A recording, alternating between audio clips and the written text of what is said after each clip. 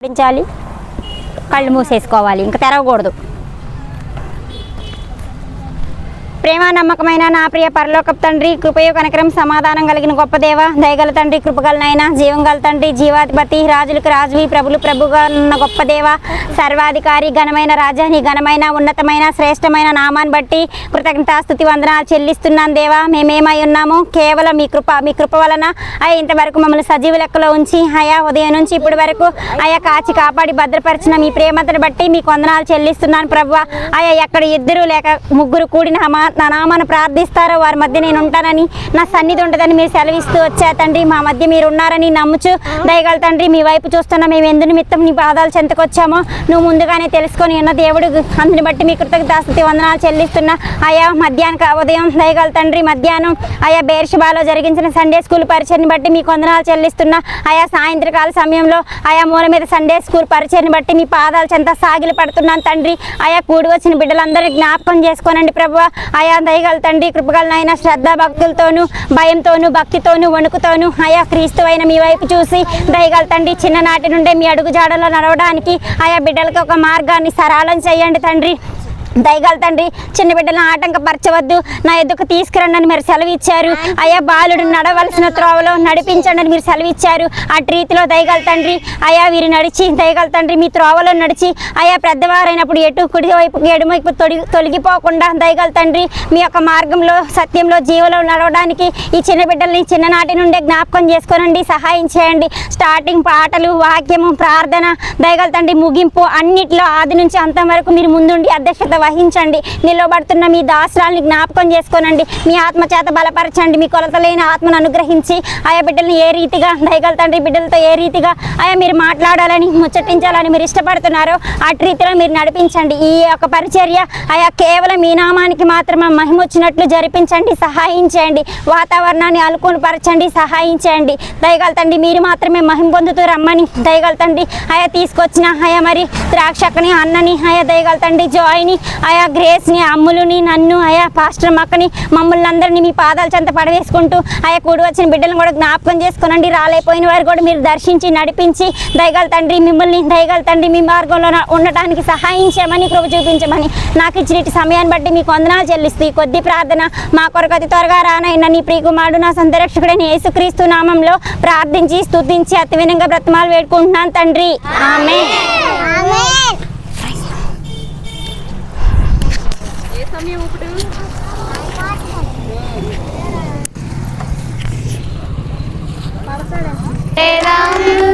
యేసు ప్రభునకు సమస్తమిచ్చిన సృష్టికర్తకు స్తుతులు పాడెదం. యేసు ప్రభునకు సమస్తమిచ్చిన సృష్టికర్తకు మరణమున్ జయించిన యేసు ప్రభునకు ఆరాధించి పూజింతుము. రాజును మరణమున్ జయించిన యేసు ప్రభునకు ఆరాధించి పూజింతుము. రాజును స్తుతులు పాడెదాం.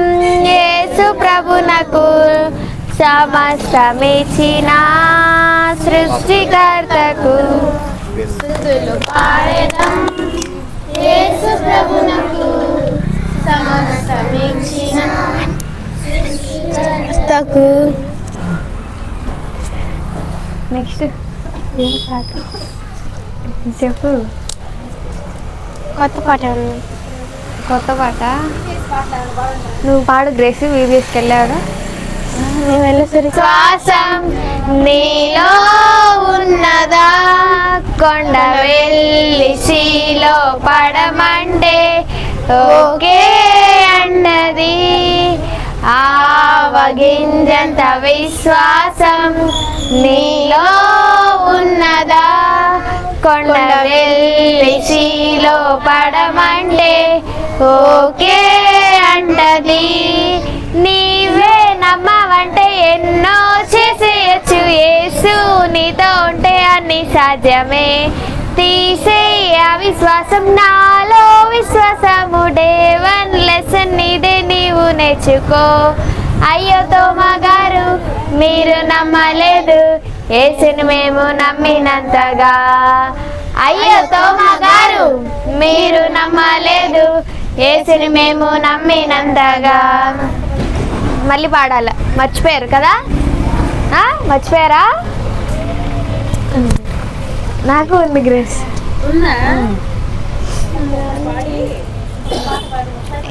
ఇదే ఇంకోసారి పాడి ఆపేద్దాం, సరేనా? స్పీడ్గా పాడాలి, పెద్దగా పాడాలి, సరేనా? చాలా స్పీడ్ పాట ఇది, ఓకేనా? Ready? Are you ready? Okay. ఆవగింజంత విశ్వాసం నీలో ఉన్నదా, కొండ వెళ్ళి శ్రీలో పడమంటే ఓకే అంటది. ఆవగింజంత విశ్వాసం నీలో ఉన్నదా, కొండ వెళ్ళి శ్రీలో పడమంటే ఓకే అంటది. నీవే నమ్మవంటే ఎన్నో చేసేయచ్చు, యేసు నీతో ఉంటే అన్ని సాధ్యమే. తీసేయ విశ్వాసం నాలో విశ్వాసము, డే 1 లెసన్ ఇదే నీవు నేర్చుకో. అయ్యో తోమా గారు మీరు నమ్మలేదు యేసుని మేము నమ్మినంతగా. అయ్యో తోమా గారు మీరు నమ్మలేదు యేసుని మేము నమ్మినంతగా.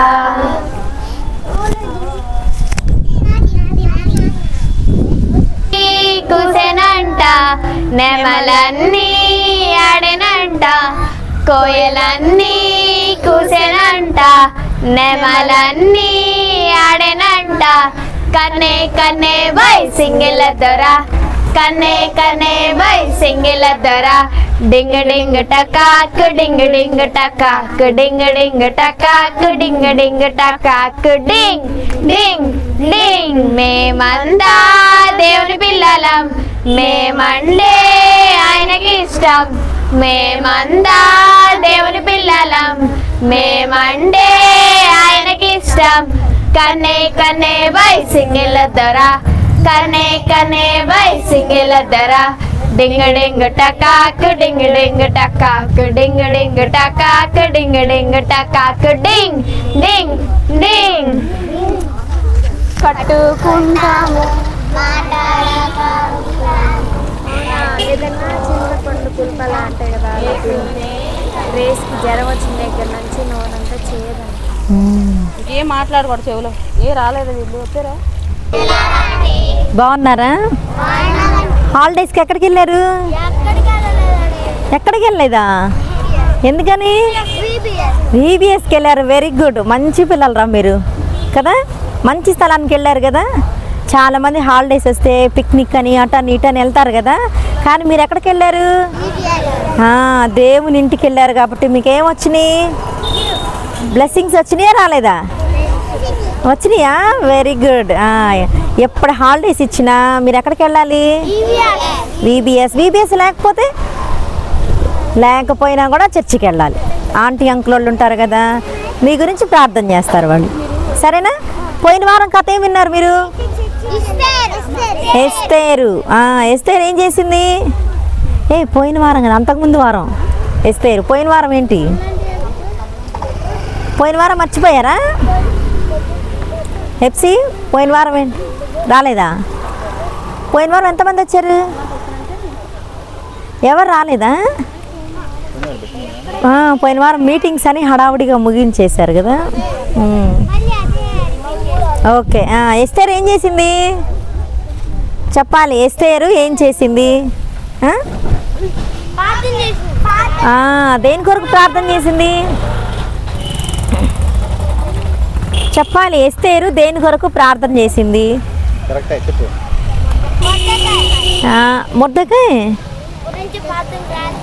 మొర్దెకాయ్ ఎస్తేరు కలిసి ప్రార్థన చేశారు. దేని గురించి చెప్పు. హామాను గురించి ప్రార్థన చేశారు. హామాన్ ఏం చేశాడు వాళ్ళని? వాళ్ళు అసలు యూదా జనాంగమే ఉండకూడదని చేశాడు. కానీ ఎవరు చనిపోయారు చివరికి? ఎవరు చనిపోయారు? చెప్పు. Very good. హామానే చనిపోయాడు కదా, ఊరేసేసారు కదా హామాన్ని. కథ గుర్తుపెట్టుకోవాలి మీరు, మర్చిపోకూడదు, సరేనా? సరే, ఇవాళ తప్పిపోయిన కుమారుడు గురించి ఎంతమందికి తెలుసు? తప్పిపోయిన కుమారుడు తెలుసా? Very good. ఇంకా నీకు కూడా తెలుసా? సరే వినండి, మరి చెప్తాను. కొంతమందికి తెలియదుగా, మరి వాళ్ళకి చెప్తానండి. ఒక ఊర్లోనంట ఒక ఆయన ఉన్నాడు. ఆయనకి 2 కుమారులు ఉన్నారు. ఎంతమంది? 2 కుమారులు ఉంటే పెద్దవాడు వాళ్ళ నాన్న దగ్గర వాళ్ళ నాన్న ఏ పని చెప్తే ఆ పని చేస్తూ ఉంటాడు. చిన్నవాడు కూడా కొన్ని పనులు చేసేవాడు, కానీ కొంచెం పెద్దయ్యాక ఏం చేశాడంటే వాళ్ళ నాన్న చాలా ఆస్తిమంతుడు, ఆస్తి చాలా ఉంది, అంటే బాగా రిచ్ మ్యాన్ అనమాట వాళ్ళ నాన్న. అయితే వాళ్ళ నాన్న దగ్గరికి వెళ్ళి, నాన్న నా ఆస్తి నాకు ఇచ్చేసేయి, నాకు రావాల్సిన భాగం ఏదైతే ఉందో అది నాకు ఇచ్చేయి నాన్న అని అడుగుతాడు. వాళ్ళ నాన్న చిన్నోడు కదా, ఆస్తి ఇచ్చేది. ఇప్పుడు మీరున్నారు, మీకు ఇళ్ళు పొలాలు రాసిచ్చారనుకో మీ మమ్మీ డాడీ, ఏం చేస్తారు? మీకు వాటి వాల్యూ తెలియదు కాబట్టి ఎట్లా పడితే అట్లా చేస్తారు కదా. అందుకని వాళ్ళ నాన్న అది కాదురా ఇది కాదురా అని చెప్తుంటే అస్సలు వినట్లేదంట. వినకుండా వాళ్ళ నాన్నకి ఎదురు తిరుగుతున్నాడు. ఇక వాళ్ళ నాన్న వాడి గోల పడలేక ఆస్తి రాసిస్తాడు. ఆస్తి రాసిస్తే ఆ ఆస్తి పట్టుకొని చక్కగా బాగా ధనవంతులైన పిల్లలు ఎలా ఉంటారు చెప్పండి?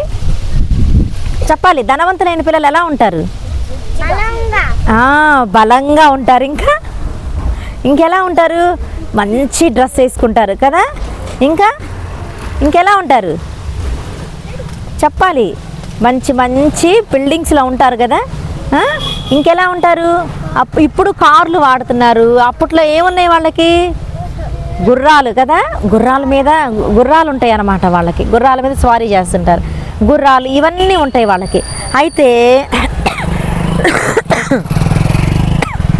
ఈ అబ్బాయి అంట వాళ్ళ ఇంట్లో నుంచి వినాలి, ఆస్తి తీసుకెళ్ళేటప్పుడు ఆ గుర్రము, తర్వాత మంచి బట్టలు, బంగారము, తర్వాత డబ్బు, తినేయి ఇవన్నీ తీసుకొని హ్యాపీగా ఎంజాయ్ చేయడానికి వెళ్ళిపోతాడు. ఎక్కడి నుంచి వెళ్ళిపోతాడు? వాళ్ళ ఇంట్లో నుంచి వాళ్ళ నాన్నని, వాళ్ళ అన్నని, వాళ్ళ ఇంట్లో చాలామంది పనోళ్ళు ఉంటారంట. మనకైతే ఎంతమంది ఉంటారు ఇంట్లో పనిచేసేవాళ్ళు? ఒక్కళ్ళే ఉంటారు కదా. కానీ అబ్బాయి వాళ్ళకంట చిన్న కుమారుడు వాళ్ళ ఇంట్లో చాలామంది పనోళ్ళు ఉన్నారంట. ఇంతమంది పనోళ్ళు ఉంటే ఆ అబ్బాయి అంట ఆ ఇల్లుని వదిలేసి, ఆ పనివారిని విడిచిపెట్టి, వాళ్ళ తండ్రిని వాళ్ళ అన్నని వదిలేసి వెళ్ళిపోతాడు. ఏమేమి తీసుకెళ్ళాడు?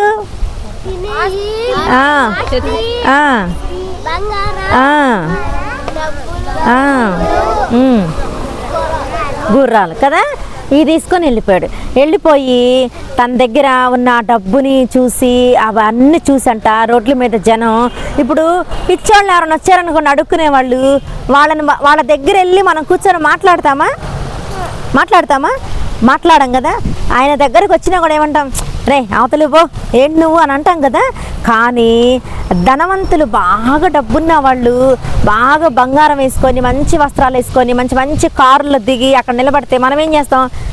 వీళ్ళెవరో మనల్ని పిలిస్తే బాగుండు, మనం మాట్లాడచ్చు, మా పని కల్పించుకొని మరి వెళ్ళి వాళ్ళ దగ్గర మాట్లాడతాం కదా మనం, అవునా కదా? మాట్లాడతాం.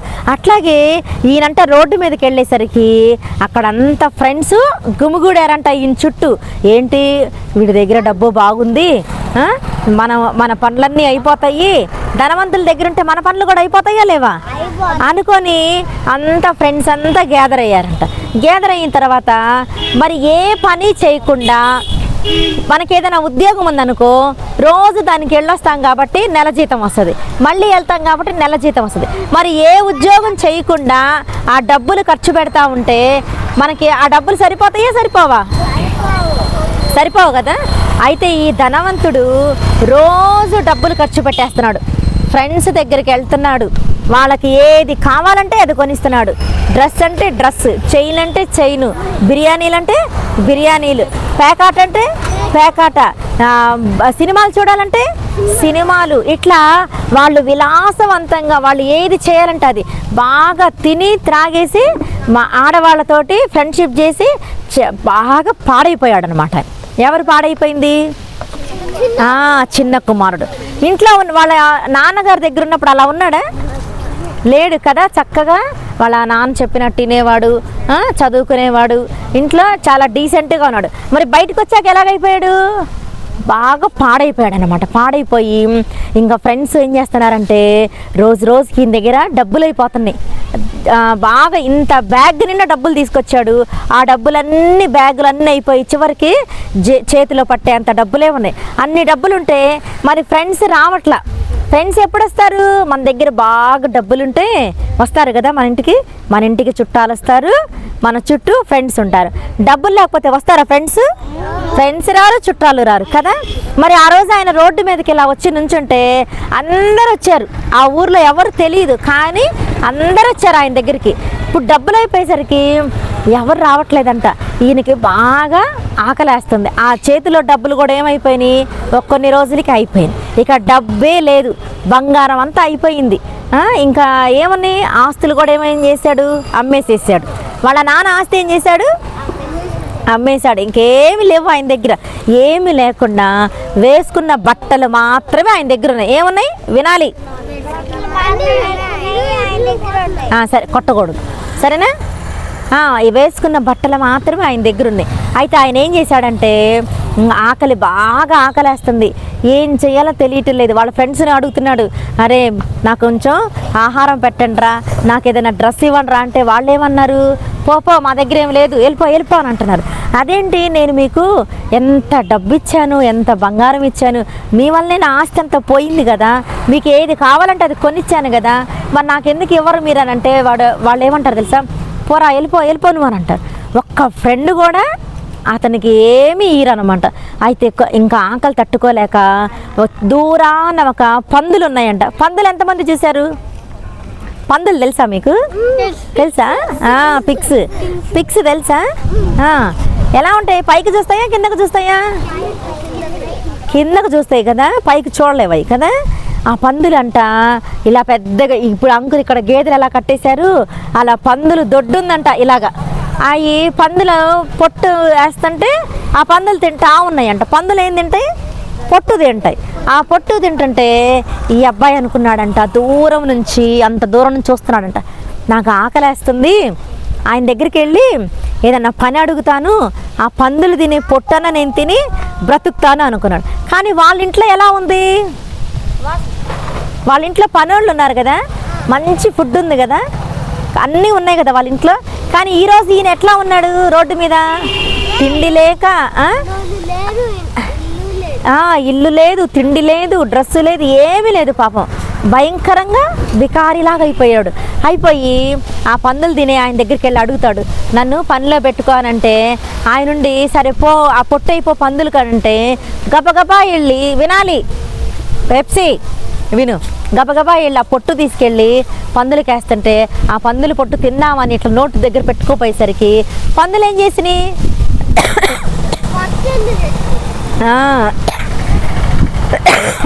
మంచిగా తెలుసా? పొట్టు ఎవరి ఫుడ్? అది పందుల ఫుడ్ కదా. అది మరి మనిషి తినే ఫుడ్ అది కాదు కదా. పందులు ఏం చేసినాయి? ఏంటి మేము తినే పొట్టు నువ్వు తింటావేంటి అని చెప్పి ఆ పందులన్నీ మూతోటంట ఇట్లా నెట్టేసినాయి అంట ఆయన్ని. ఎట్లా నెట్టేసినాయి? మూతోటి నెట్టేసరికి పక్కకు పడిపోయి మళ్ళీ లేచి అంతా దులుపుకొని, నాకు పందులు తినే పొట్టు కూడా లేదు, ఏంటి నా పరిస్థితి ఇలా అయిపోయిందని అక్కడ కూర్చొనంట ఇలా కూర్చొని ఆలోచిస్తూ ఉంటాడంట. ఏమని? మీరు చెప్పండి, ఏమని ఆలోచిస్తాడు?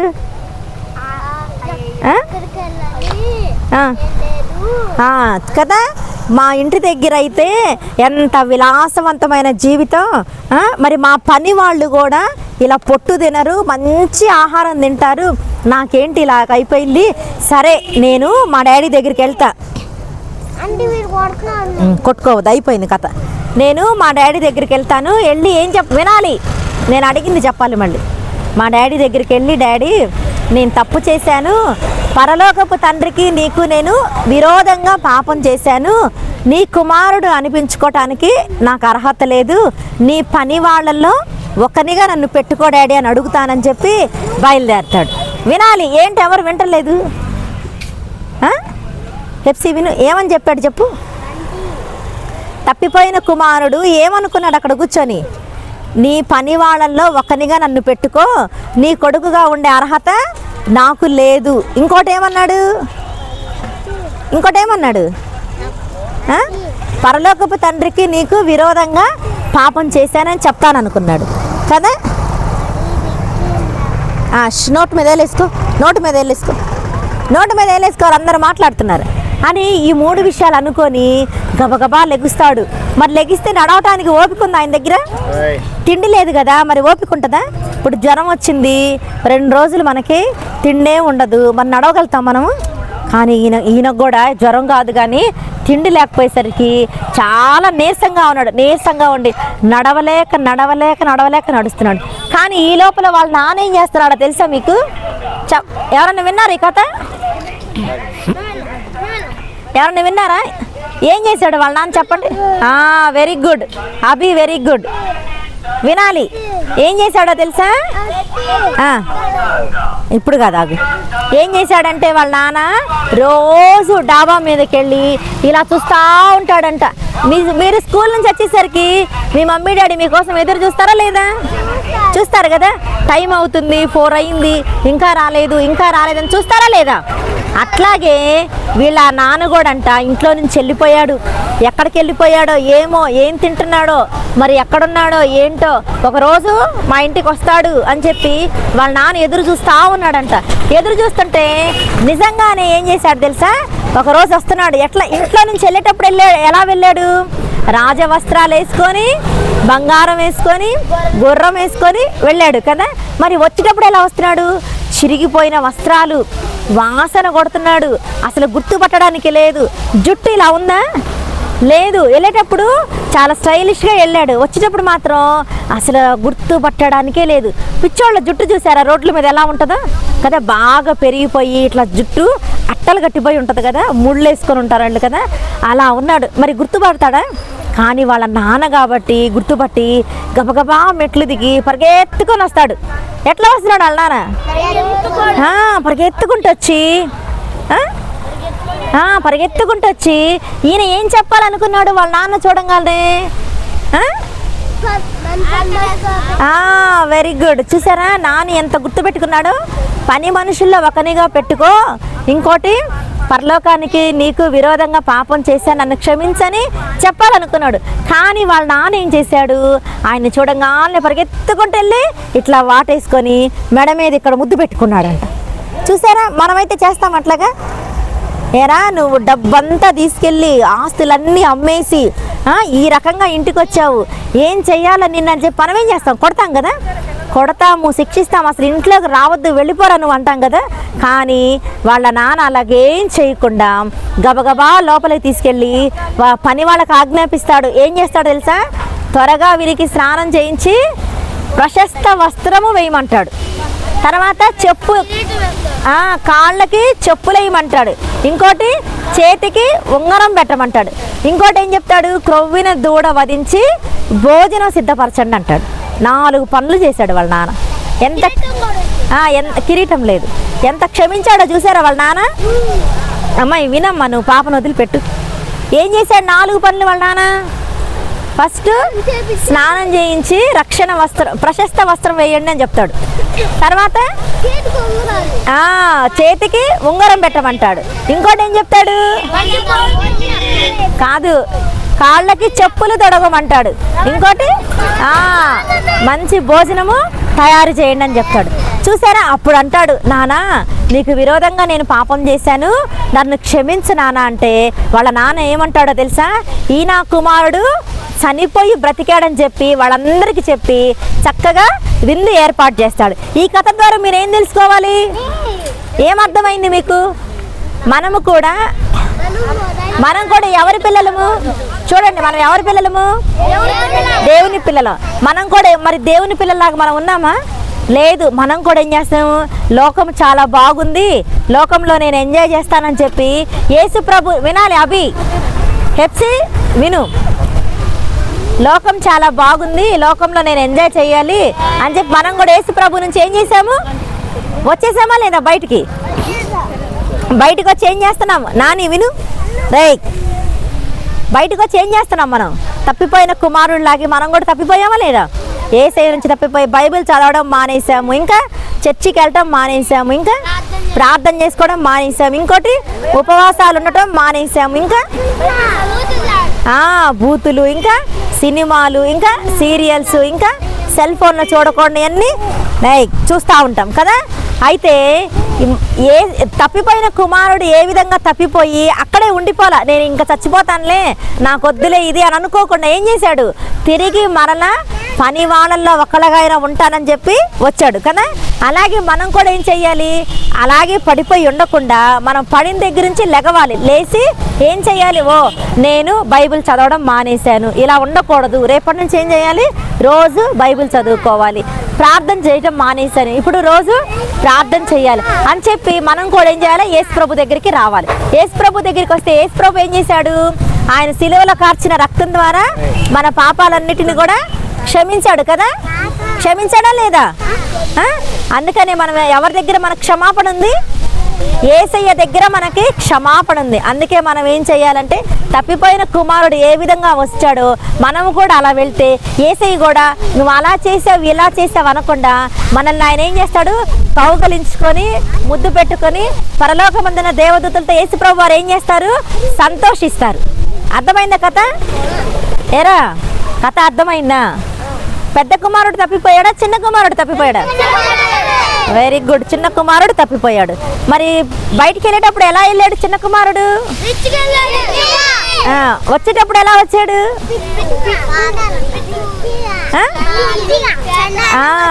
చండాలంగా వచ్చాడా? ఇంకెలా వచ్చాడు? మరి ఆయన ఫుడ్ దొరికిందా? దొరకలేదు. ఏం ఫుడ్ తినాలని వెళ్ళాడు? పందులు తినే పొట్టు తినాలి. మరి తిన్నాడా పందులు తినే పొట్టు? తినలేదు కదా. పొట్టు తింటే ఏమైంది, చచ్చిపోతాం కదా, కడుపులు నొప్పి వచ్చి. కానీ తినలేదు. అక్కడ నుంచి ఏమనుకున్నాడు మరి, వాళ్ళ నాన్న దగ్గరికి వెళ్ళి క్షమాపణ కోరుకోవాలనుకున్నాడు. మరి వాళ్ళ నాన్న క్షమించాడా? రానిచ్చాడా లోపలికి? మరి వచ్చిన తర్వాత ఏం చేశాడు? మంచి డ్రెస్ ఇచ్చాడు కదా. నేను అడిగిన చెప్పండి, ఫస్ట్ ఏమి ఇచ్చాడు? వెరీ గుడ్, ప్రశస్త వస్త్రం ఇచ్చాడు. సెకండ్ చేతికి ఉంగరం పెట్టాడు. థర్డ్ వన్ మరి ఫోర్త్ మరి యేసయ్య దగ్గరికి వస్తే ఈ 4 మీకు కూడా ఉంటాయి. ఎంతమందికి ఇష్టం మరి మీకు? మేము కూడా మా తప్పిదాలన్నీ క్షమించమని యేసయ్యని అడుగుతామా ఆంటీ?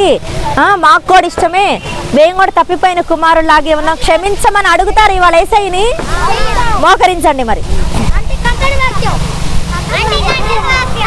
లూకాసు వార్త 15వ అధ్యాయము 24వ వచనం. లూకాసు వార్త, టార్చ్ లైట్ అయ్యారా? కూర్చోవాలి, అవ్వలేదు, కూర్చోండి.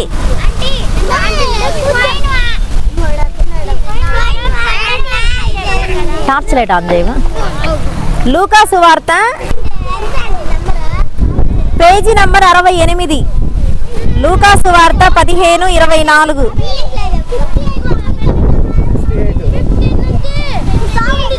చూడండి, నాతో నేను చెప్తా పలకండి. వినండి.